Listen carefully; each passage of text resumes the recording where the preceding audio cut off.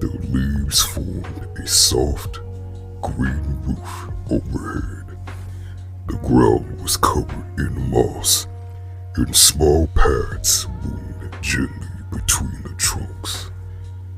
But when rain fell, everything changed.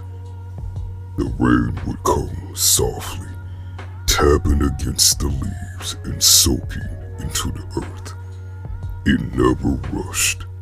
It simply fell, steady and calm, washing the forest in cool, quiet water. Then, when the rain stopped and the clouds began to drift away, the forest began to glow. Tiny drops of water clung to every surface.